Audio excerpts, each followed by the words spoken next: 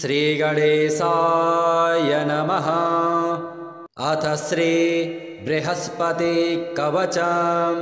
अस्य श्री बृहस्पति कवच स्तोत्र मंत्रस्य ईश्वर ऋषिः अनुष्टुप् छन्दः गुरुर्देवता गम्बीजं श्रीशक्तिः क्लीं कीलकं गुरुप्रीत्यर्थं पाठे विनियोगः। अभीष्टफलदं देवं सर्वज्ञं सुरपूजितं अक्षमालाधरं शान्तं प्रणमामि बृहस्पतिं। बृहस्पतिः शिरः पातु ललाटं पातु मे गुरुः। कर्णो सुरगुरुः पातु नेत्रे मेऽभीष्टदायकः। जिह्वां पातु सुराचार्यो नासां मे वेदपारगः। मुखं मे पातु सर्वज्ञो कण्ठं मे देवता गुरुः। भुजावाङ्गीरसः पातु करो पातु शुभप्रदा। स्तनो मे पातु वागीशः कुक्षिं मे शुभलक्षणः। नाभिं देवगुरुः पातु मध्यं पातु सुखप्रदः। कटिं पातु जगद्वन्द्य उरु मे पातु वाक्पतिः। जानुजङ्घे सुराचार्यो पादो विश्वात्मकस्तथा। अन्यानि यानि चाङ्गानि रक्षेन्मे सर्वतो गुरुः। इत्येतत् कवचं दिव्यं त्रिसन्ध्यं यः पठेन्नरः सर्वान् कामान् वाप्नोति सर्वत्र विजयी भवेत्। अभीष्टफलदं देवं सर्वज्ञं सुरपूजितं अक्षमालाधरं शान्तं प्रणमामि बृहस्पतिं। बृहस्पतिः शिरः पातु ललाटं पातु मे गुरुः। कर्णो सुरगुरुः पातु नेत्रे मेऽभीष्टदायकः। जिह्वां पातु सुराचार्यो नासां मे वेदपारगः। मुखं मे पातु सर्वज्ञो कण्ठं मे देवता गुरुः।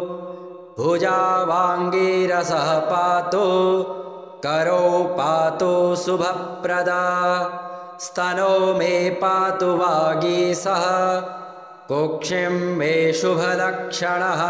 नाभिं देवगुरुः पातु मध्यं पातु सुखप्रदः। कटिं पातु जगद्वन्द्य उरु मे पातु वाक्पतिः। जानुजङ्घे सुराचार्यो पादो विश्वात्मकस्तथा। अन्यानि यानि चाङ्गानि रक्षेन्मे सर्वतो गुरुः। इत्येतत् कवचं दिव्यं त्रिसन्ध्यं यः पठेन्नरः सर्वान् कामान् वाप्नोति सर्वत्र विजयी भवेत्।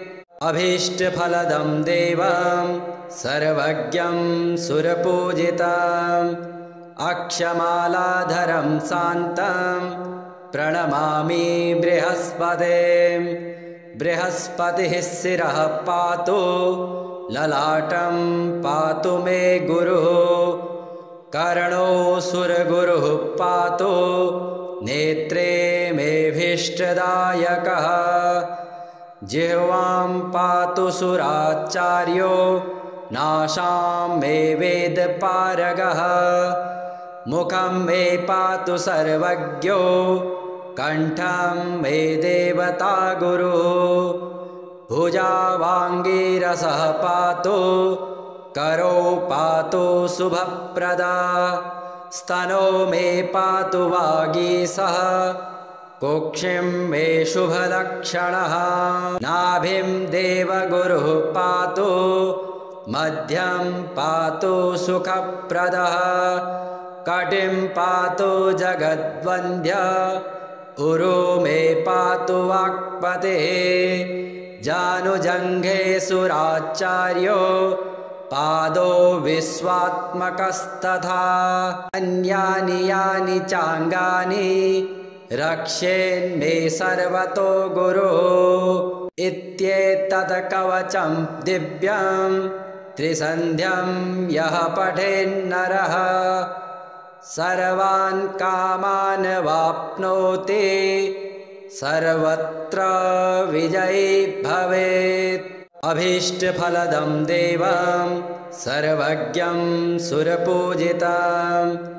अक्षमालाधरं शान्तं प्रणमामि बृहस्पतिं बृहस्पतिः शिरः पातु ललाटं पातु मे गुरुः कर्णो सुरगुरुः पातु नेत्रे मेऽभीष्टदायकः जिह्वां पातु सुराचार्यो नाशां मे वेदपारगः मुखं मे पातु सर्वज्ञो कण्ठं मे देवता गुरुः भुजावाङ्गीरसः पातु करो पातु शुभप्रदा स्तनो मे पातु वागीसः कुक्षिं मे शुभलक्षणः नाभिं देवगुरुः पातु मध्यं पातु सुखप्रदः कटिं पातु जगद्वन्द्य उरु मे पातु वाक्पतिः जानुजङ्घे सुराचार्यो पादो विश्वात्मकस्तथा अन्यानि यानि चाङ्गानि रक्षेन्मे सर्वतो गुरुः इत्येतत् कवचं दिव्यं त्रिसन्ध्यं यः पठेन्नरः सर्वान् कामान् वाप्नोति सर्वत्र विजयी भवेत् अभीष्टफलदं देवं सर्वज्ञं सुरपूजितम् अक्षमालाधरं शान्तं प्रणमामि बृहस्पतिं बृहस्पतिः शिरः पातु ललाटं पातु मे गुरुः कर्णो सुरगुरुः पातु नेत्रे मेऽभीष्टदायकः जिह्वां पातु सुराचार्यो नाशां मे वेदपारगः मुखं मे पातु सर्वज्ञो कण्ठं मे देवता गुरुः भुजावाङ्गीरसः पातु करो पातु शुभप्रदा स्तनो मे पातु वागीसः कुक्षिं मे शुभलक्षणः नाभिं देवगुरुः पातु मध्यं पातु सुखप्रदः कटिं पातु जगद्वन्द्य उरु मे पातु वाक्पतिः जानुजङ्घे सुराचार्यो पादो विश्वात्मकस्तथा अन्यानि यानि चाङ्गानि रक्षेन्मे सर्वतो गुरुः इत्येतत् कवचं दिव्यं त्रिसन्ध्यं यः पठेन्नरः सर्वान् कामान् वाप्नोति सर्वत्र विजयी भवेत् अभीष्टफलदं देवं सर्वज्ञं सुरपूजितम् अक्षमालाधरं शान्तं प्रणमामि बृहस्पतिं बृहस्पतिः शिरः पातु ललाटं पातु मे गुरुः कर्णो सुरगुरुः पातु नेत्रे मेऽभीष्टदायकः जिह्वां पातु सुराचार्यो नाशां मे वेदपारगः मुखं मे पातु सर्वज्ञो कंठं मे देवता गुरुः भुजावाङ्गीरसः पातु करो पातु शुभप्रदा स्तनो मे पातु वागीसः कुक्षिं मे शुभलक्षणः नाभिं देवगुरुः पातु मध्यं पातु सुखप्रदः कटिं पातु जगद्वन्द्यः उरु मे पातु वाक्पतिः जानुजङ्घे सुराचार्यो पादो विश्वात्मकस्तथा अन्यानि यानि चाङ्गानि रक्षेन्मे सर्वतो गुरुः इत्येतत् कवचं दिव्यं त्रिसन्ध्यं यः पठेन्नरः सर्वान् कामान् वाप्नोति सर्वत्र विजयी भवेत् अभीष्टफलदं देवं सर्वज्ञं सुरपूजितं अक्षमालाधरं शान्तं प्रणमामि बृहस्पतिं बृहस्पतिः शिरः पातु ललाटं पातु मे गुरुः कर्णो सुरगुरुः पातु नेत्रे मेऽभीष्टदायकः जिह्वां पातु सुराचार्यो नाशां मे वेदपारगः मुखं मे पातु सर्वज्ञो कंठं मे देवता गुरुः भुजावाङ्गीरसः पातु करो पातु शुभप्रदा स्तनो मे पातु वागीसः कुक्षिं मे शुभलक्षणः नाभिं देवगुरुः पातु मध्यं पातु सुखप्रदः कटिं पातु जगद्वन्द्यः उरु मे पातु वाक्पतिः जानुजङ्घे सुराचार्यो पादो विश्वात्मकस्तथा अन्यानि यानि चाङ्गानि रक्षेन्मे सर्वतो गुरुः इत्येतत् कवचं दिव्यं त्रिसन्ध्यं यः पठेन्नरः सर्वान् कामान् वाप्नोति सर्वत्र विजयी भवेत् अभीष्टफलदं देवं सर्वज्ञं सुरपूजितं अक्षमालाधरं शान्तं प्रणमामि बृहस्पतिं बृहस्पतिः शिरः पातु ललाटं पातु मे गुरुः कर्णो सुरगुरुः पातु नेत्रे मेऽभीष्टदायकः जिह्वां पातु सुराचार्यो नाशां मे वेदपारगः मुखं मे पातु सर्वज्ञो कंठं मे देवता गुरुः भुजावाङ्गीरसः पातु करो पातु शुभप्रदा स्तनो मे पातु वागीसः कुक्षिं मे शुभलक्षणः नाभिं देवगुरुः पातु मध्यं पातु सुखप्रदः कटिं पातु जगद्वन्द्यः उरु मे पातु वाक्पतिः जानुजङ्घे सुराचार्यो पादो विश्वात्मकस्तथा अन्यानि यानि चाङ्गानि रक्षेन्मे सर्वतो गुरुः इत्येतत् कवचं दिव्यं त्रिसन्ध्यं यः पठेन्नरः सर्वान् कामान् वाप्नोति सर्वत्र विजयी भवेत् अभीष्टफलदं देवं सर्वज्ञं सुरपूजितं अक्षमालाधरं शान्तं प्रणमामि बृहस्पतिं बृहस्पतिः शिरः पातु ललाटं पातु मे गुरुः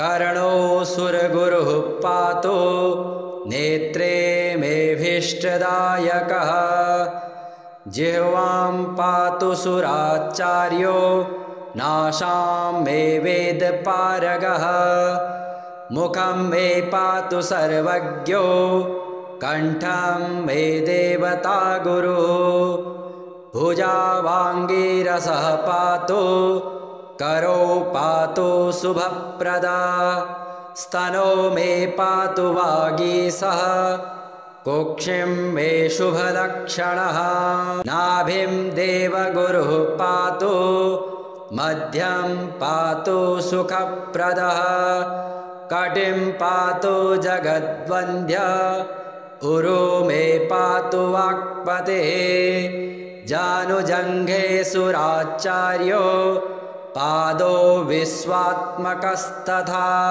अन्यानि यानि चाङ्गानि रक्षेन्मे सर्वतो गुरुः इत्येतत् कवचं दिव्यं त्रिसन्ध्यं यः पठेन्नरः सर्वान् कामान् वाप्नोति सर्वत्र विजयी भवेत् अभीष्टफलदं देवं सर्वज्ञं सुरपूजितम् अक्षमालाधरं शान्तं प्रणमामि बृहस्पतिं बृहस्पतिः शिरः पातु ललाटं पातु मे गुरुः कर्णोऽसुरगुरुः पातु नेत्रे मेऽभीष्टदायकः जिह्वां पातु सुराचार्यो नाशां मे वेदपारगः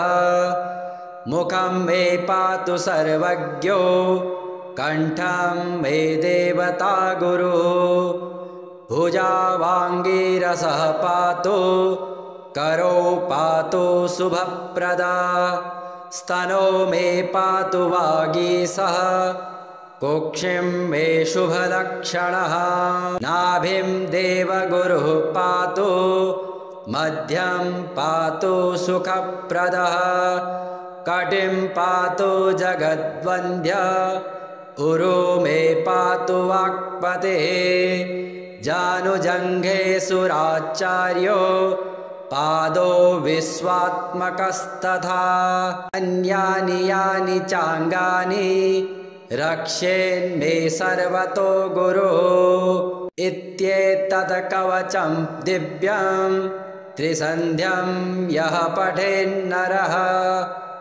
सर्वान् कामान् वाप्नोति सर्वत्र विजयी भवेत् अभीष्टफलदं देवं सर्वज्ञं सुरपूजितम् अक्षमालाधरं शान्तं प्रणमामि बृहस्पतिं बृहस्पतिः शिरः पातु ललाटं पातु मे गुरुः कर्णोऽसुरगुरुः पातु नेत्रे मेऽभीष्टदायकः जिह्वां पातु सुराचार्यो नाशां मे वेदपारगः मुखं मे पातु सर्वज्ञो कण्ठं मे देवता गुरुः भुजावाङ्गीरसः पातु करो पातु शुभप्रदा स्तनो मे पातु वागीसः कुक्षिं मे शुभलक्षणः नाभिं देवगुरुः पातु मध्यं पातु सुखप्रदः कटिं पातु जगद्वन्द्यः उरु मे पातु वाक्पतिः जानुजङ्घे सुराचार्यो पादो विश्वात्मकस्तथा अन्यानि यानि चाङ्गानि रक्षेन्मे सर्वतो गुरुः इत्येतत् कवचं दिव्यं त्रिसन्ध्यं यः पठेन्नरः सर्वान् कामान् वाप्नोति सर्वत्र विजयी भवेत्।